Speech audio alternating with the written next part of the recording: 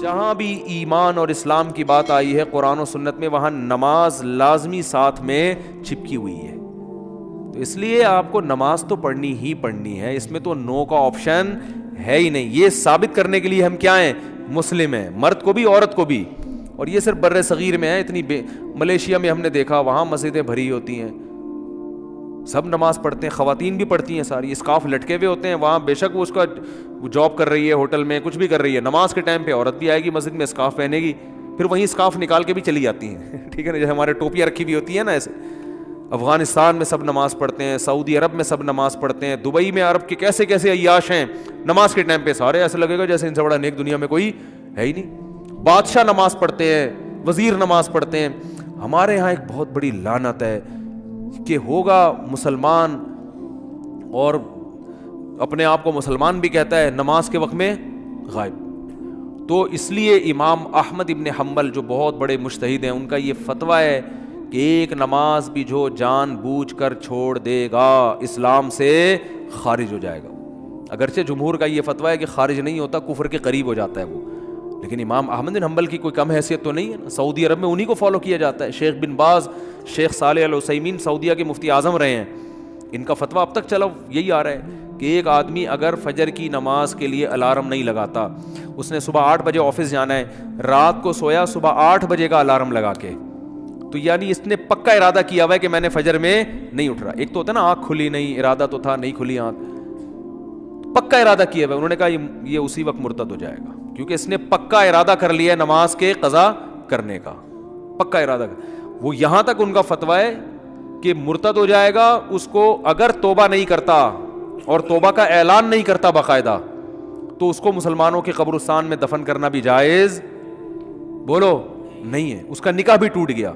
اگرچہ جمہور اس کو نہیں مانتے، لیکن امام احمد بن حنبل کی بھی تو ایک بڑی ویلیو ہے نا، اور عبداللہ بن مسعود کی بھی کم ویلیو نہیں ہے. وہ فرماتے ہیں ہم نبی کے دور میں کسی بھی جرم کو یہ نہیں سمجھتے تھے کہ انسان کافر ہو جاتا ہے، نماز کو ہم یہ سمجھتے تھے کہ کوئی چھوڑ دے تو اسلام سے خارج ہو جاتا. تو اس لیے عرب میں شراب پینے والا بھی نماز پڑھتا ہے، کیونکہ مسلمان میں بہرحال کچھ بھی ہو اسلام کا نام اپنے آپ سے ہٹانا پسند نہیں کرتا. اور آج ہم نے دیکھا ہے مسجدوں کے 7 گھر ہیں، نماز کے لیے نہیں آ رہے، اور سفر میں تو نمازیوں کو دیکھا ہے نمازیں چھوڑتے ہوئے. ذرا آج کل پیپر ہے تو جی چھوڑ دو نماز. بھائی پیپر میں نماز چھوڑنا کہاں سے جائز ہو گیا؟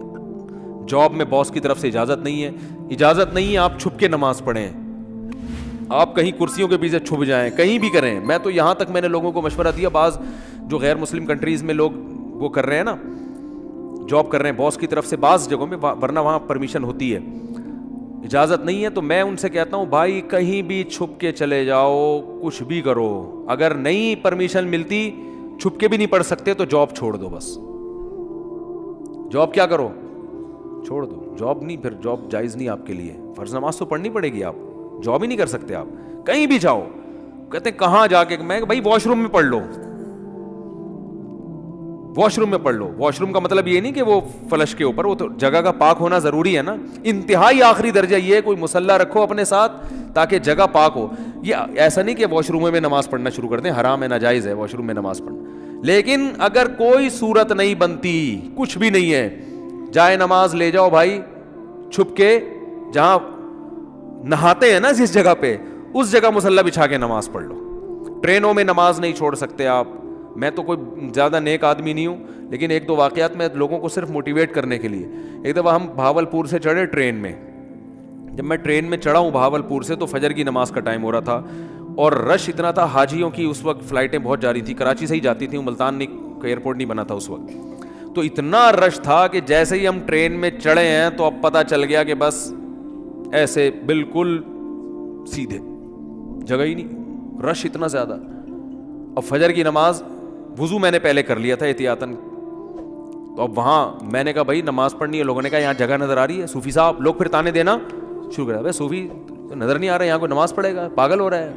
اچھا سفر میں لوگوں نے کہا بھائی سفر میں معاف ہے، بعد میں توبہ کر لینا، قضا پڑھ لینا. یہ بڑے اچھے الفاظ ہوتے ہیں لوگوں کے نا، یعنی ان کی نظر میں کہ توبہ کر لینا. بھائی توبہ تو کہاں سے؟ اگر ایسا ہی ہوتا تو اللہ کہتے نماز پڑھ لو، نہیں پڑھتے تو توبہ کر لینا.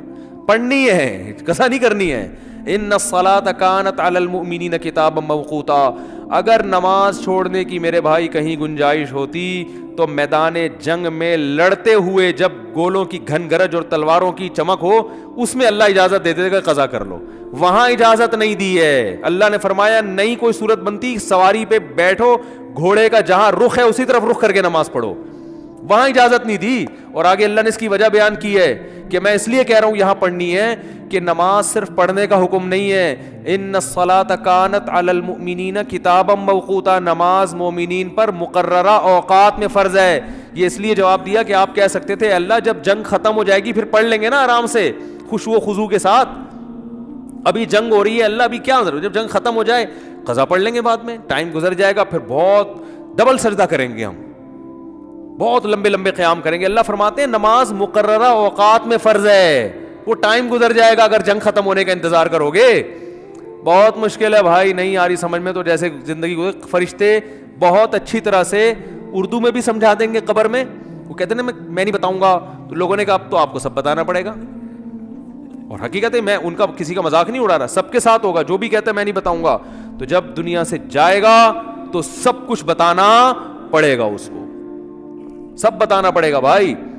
تو میدان جنگ میں اللہ کہہ رہا ہے کہ نماز مومنین پر مقررہ اوقات میں فرض ہے. تو میں ٹرین میں کھڑا ہوا تھا, میں نے کہا, انہوں نے کہا بھائی یہاں تو جگہ نہیں ہے. اچھا میری عمر بھی زیادہ نہیں تھی تو وہ ایسی تھوڑی عمر ہو تو لوگوں میں روب بھی ہوتا ہے نا. ہم نے کہا کوئی جگہ نہیں ہے. میں نے کہا تو پڑے گا بھائی, کیونکہ ہم تو کیسے چھوڑ دیں بھائی, اور سنتیں اب چلو مجبوری ہے چھوڑ دیتا ہوں, 2 فرض تو پڑھنے ہیں. لوگوں نے کہا جگہ نہیں ہے. میں نے کہا جگہ بن جائے گی, کیونکہ فرض جو نماز میں فرائض ادا کرنا بہت آسان ہے. تو میں نے کیا کیا, وہ جگہ چونکہ لوگوں کے چپل تھے تو اس میں خطرہ تھا کہ ناپاک ہوگی, تو ایک چادر تھی میرے پاس, وہ میں نے ایسے نیچے ڈال دی, بچھانے کی بھی جگہ نہیں تھی.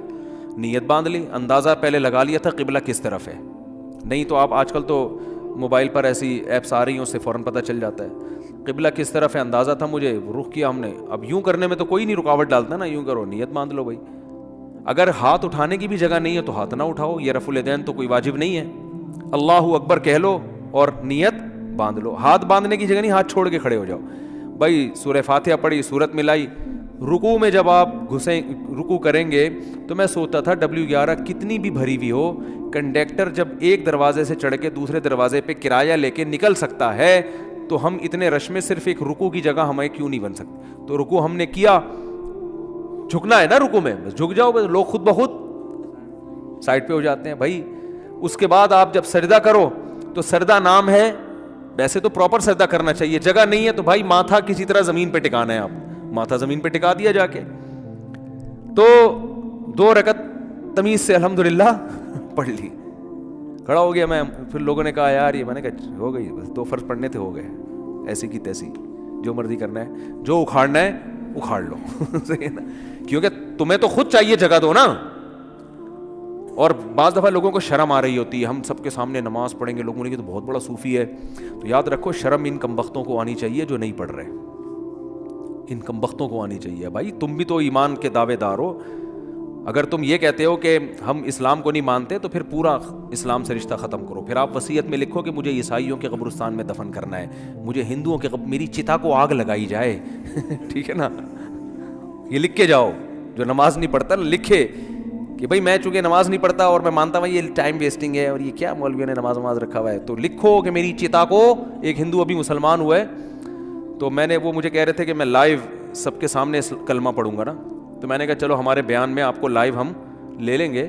بیان سنتے تھے, اللہ کا شکر ہے وہاں انڈیا میں ان کو ایمان کی توفیق ملی, تو ہندو ہونے کے باوجود میرے بیان بڑے شوق سے سن رہے تھے, کہہ رہے ہیں سنتے سنتے میرا دل کیا کہ میں مسلمان ہو جاؤں, اللہ تعالیٰ قائم رکھے. تو میں نے کہا لوگوں کو موٹیویشن ملے گی, تو انہوں نے کہا میں سب کے سامنے. پھر مجھے خیال آیا بھائی اتوار میں تو ٹائم ابھی ہے, زندگی کا کوئی بھروسہ نہیں ہے. میں نے کہا اگر آپ اس سے پہلے مر گئے, انہوں نے کہا بات تو ٹھیک ہے. میں نے کہا پھر فون پہ ہی کلمہ پڑھو. تو انہوں نے کلمہ تو پڑھ لیا ماشاءاللہ, مسلمان ہو گئے, بیان بھی سن رہے ہیں. لیکن انہوں نے کہا میرے لیے سب سے بڑی آزمائش یہ ہے کہ ہندوؤں میں جب ماں کا انتقال ہوتا ہے تو بڑا بھائی ہے جو چتا کو سب سے پہلے آگ لگاتا ہے. میں سب سے بڑا ہوں اور میری ماں کی طبیعت بہت خراب ہے, بظاہر ایسا ہی لگتا ہے کہ وہ دنیا سے جانے والی. تو میں نے تو ان کو سمجھایا اپنی ماں کو مسلمان کر لو. کہہ رہے وہ نہیں ہوگی, وہ نہیں ہوتی. کہنے کا میرے لیے مسئلہ یہ ہے کہ ان کے انتقال کے بعد چتا کو آگ سب سے پہلے میری ذمہ نہیں لگائی تو پورا خاندان کھڑا ہو جائے گا. اب ان کا کیس چل رہا ہے, میں نے ان کو مولانا کلیم صدیقی صاحب کا نمبر دیا ہے ہندوستان میں کہ ان سے رابطہ کریں, وہ آپ کی مدد کریں گے. تو ہندو تو چتا کو آگ لگاتے ہیں بھائی, جو نماز نہیں پڑھتے. تو آپ بھی اگر نہیں مانتے نماز کو, جو زیادہ تر یہ فواد چودھری معذرت کے ساتھ اس طرح کے لوگ بار بار علماء کو برا بھلا کہہ رہے ہوتے ہیں نا, ان سے کو آپ وصیت لکھو کہ میرے مرنے کے بعد کوئی مولوی میرے جنازے کے قریب نہیں آئے گا, میری نماز جنازہ کوئی مولوی نہیں پڑھائے گا. تو یہ سب پھر مولوی سے اگر آپ نے دستبرداری کا اعلان کرنا ہے تو پھر پورا مولوی لیس ہو جاؤ آپ, صحیح ہے نا. تو اپنے مفاد کے لیے مولانا آ رہے ہیں, نکاح پڑھانے کے لیے مولانا آ رہے ہیں, چلو نکاح تو عدالتیں بھی پڑھا دیتی ہیں, جنازے میں سب سے زیادہ تو آپ پھر اپنا جنازہ پڑھواؤ یا تو پڑھواؤ ہی نہیں, کیونکہ تو مولویوں نے ہی بتایا نا جنازہ ہے, یا تو پڑھواؤ نہیں. اگر پڑھوانا ہے تو مائیکل جیکسن ٹائپ کا کوئی آدمی ہونا چاہیے, لبرل بالکل, جو موسیقی کا, کیونکہ آپ نے یہ بھی ایک دفعہ ارشاد فرمایا تھا کہ علامہ اقبال بھی موسیقی سنتے تھے, قائد اعظم بھی, یہ مولویوں کی طرح تھوڑی تھے عجیب سے. تو پھر کوئی ایسا ہی گلوکار ملک کا جو سب سے بڑا ڈانسر ہو, وہ آپ کا نماز جنازہ مٹک مٹک کے پڑھائے. پھر اللہ سے دعا کرو بھائی, نماز سے اللہ ہمارا رشتہ قائم کر دے. تو اذان پر ابھی بیان باقی ہے کہ اتنی اللہ کو یہ عبادت پسند ہے نا کہ پیدا ہوتے ہی اللہ کان میں اذان کہلوا دیتے ہیں. اس کے بعد جو ندائیں صبح فجر میں آواز گونجتی, اللہ اکبر اللہ اکبر, حی علی الصلاۃ, الصلاۃ خیر من النوم, پھر اللہ کہتے ہیں ظہر میں دوبارہ یاد دلاؤ. مؤذن کو کہتے ہیں جا بھائی اسپیکر پہ بٹن آن کر, بولتا رہے بس تو. لوگ کہیں گے کہ یار جب نماز کا ٹائم ظہر کا 1:05 ہے تو بتانے کی ضرورت کیا ہے. اللہ کہتے ہیں ان کی باتوں میں مت آنا, 1:05 ہے تو 1:45 پہ بتا دینا ان کو کہ 15 منٹ رہ گئے, 20 منٹ رہ گئے. فجر کا ٹائم روزانہ اناؤنس ہوتا ہے, آج 6:30 پہ, آج 6:45 پہ اناؤنسمنٹ ہوتی رہے گی. اللہ کہتے ہیں اتنی اناؤنسمنٹ کافی نہیں ہے, ہر دفعہ پوری اذان ہوگی, حی علی الفلاح, آؤ کامیابی کی طرف, آؤ نماز کی طرف. حج میں اعلان نہیں ہوگا, رمضان کا اعلان نہیں ہوگا, اعلان کرنے والوں کو برطرف کر دیا, ہلال کمیٹی سے نکال دیا, ٹھیک ہے نا. نماز کا ہر دفعہ اعلان ہوگا, اور اتنی اذانیں ہوتی ہیں نا پوری دنیا میں کہ ایک سیکنڈ کے لیے بھی دنیا اذان سے خالی نہیں ہوتی, دی جا رہی ہے اس وقت سے. تو یہ اس لیے کہ اللہ کی نظر میں اس کی اہمیت اور ویلیو بہت زیادہ. اللہ کہے گا ابھی اس مؤذن کو کہا ہے صرف ان کو سناؤ, زبردستی کسی کو لے کے نہیں آؤ مسجد میں, ابھی زبردستی کا ٹائم نہیں ہے, ابھی حساب و کتاب کا ٹائم نہیں ہے. تم نے حی علی الصلاح حی علی الفلاح کہہ دیا, اللہ کی کبریائی بیان کر دی, ان کی مرضی آئے نہ آئے. تم گھر تک تھوڑی جاؤ گے بیل بجا کے, بھائی میں نے تمہیں حی علی الصلاح کا, تمہیں سمجھ میں نہیں آیا کیا, انگلش میں بتاؤں میں تمہیں؟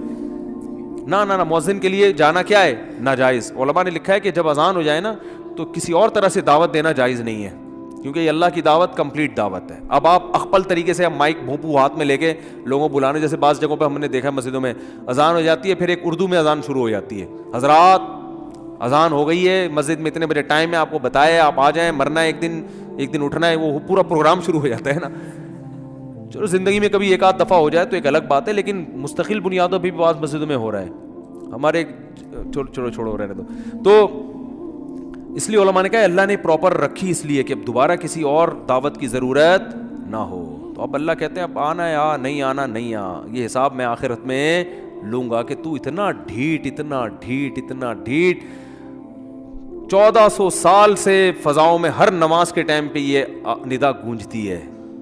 نہ سردیوں میں اس میں ناغا ہوتا ہے, نہ گرمیوں میں ناغا ہوتا ہے, نہ راتیں لمبی ہوں تو ناغا, نہ راتیں چھوٹی ہوں, حتیٰ کہ سفر میں بھی اذان کا حکم ہے. اذان کہو, پھر جنگل میں اکیلے نماز پڑھ رہے ہو اذان کہو.